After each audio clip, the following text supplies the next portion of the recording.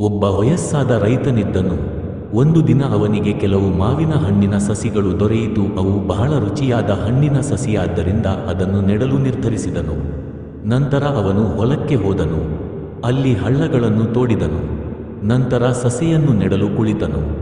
ಆ ವೇಳೆಗೆ ಅಲ್ಲಿಗೆ ಒಬ್ಬ ಬೇರೆ ಊರಿನ ಗಣ್ಯ ವ್ಯಕ್ತಿಯೊಬ್ಬನು ಕುದುರೆಯ ಮೇಲೆ ಬಂದನು.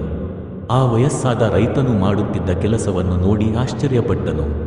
ಅವನು ಆ ರೈತನ ಬಳಿಗೆ ಹೋದನು. ಸ್ವಾಮಿ, ತಾವೇನು ಮಾಡುತ್ತಿದ್ದೀರಿ ಎಂದು ಕೇಳಿದನು. ಉತ್ತರವಾಗಿ ರೈತನು, ಮಾವಿನ ಸಸಿಗಳನ್ನು ನೆಡುತ್ತಿದ್ದೇನೆ ಎಂದನು. ಇದು ಮರವಾಗಿ ಹಣ್ಣು ಕೊಡಲು ಎಷ್ಟು ವರ್ಷ ಆಗುತ್ತದೆ? ಗಣ್ಯ ವ್ಯಕ್ತಿಯು ಪ್ರಶ್ನಿಸಿದ. ಸುಮಾರು 10 ವರ್ಷಗಳಾಗಬಹುದು. ರೈತನು ಉತ್ತರಿಸಿದ. ಸರಿ, ನಿನಗೆಷ್ಟು ವಯಸ್ಸು ಆಗಿದೆ? ನನಗೀಗ 90 ವರ್ಷ. ನೀನು ಇನ್ನೂ 10 ವರ್ಷ ಬದುಕಬಲ್ಲೆಯಾ ಎಂದಾಗ ಆ ರೈತ, ಅದನ್ನು ಹೇಗೆ ಹೇಳಲಿ? ಹಾಗಾದರೆ 10 ವರ್ಷ ಬದುಕುವ ಭರವಸೆ ಇಲ್ಲದ ಮೇಲೆ ಸುಮ್ಮನೇಕೆ ಈ ಗಿಡಗಳನ್ನು ಹಾಕುತ್ತಿದ್ದೀಯಾ? ವ್ಯರ್ಥ ಶ್ರಮ ಅಲ್ಲವೇ?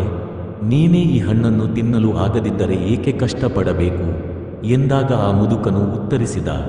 ಸ್ವಾಮಿ, ನಾವು ತಿಂದು ಸಂತೋಷ ಪಡುತ್ತಿರುವುದು ನಮ್ಮ ಹಿರಿಯರು ಹಾಕಿದ ಮರಗಳ ಹಣ್ಣಲ್ಲವೇ? ಆದ್ದರಿಂದ ಅದೇ ರೀತಿ ನಾವು ನಮ್ಮ ಕಿರಿಯರ ಸಂತೋಷಕ್ಕಾಗಿ ಗಿಡಗಳನ್ನು ನೆಡಬೇಡವೇ?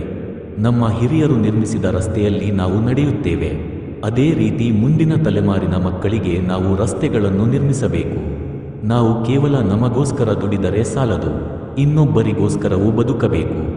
ಆ ಗಣ್ಯ ವ್ಯಕ್ತಿಗೆ ಈ ಮಾತುಗಳು ಮನಸ್ಸಿಗೆ ನಾಟಿದವು.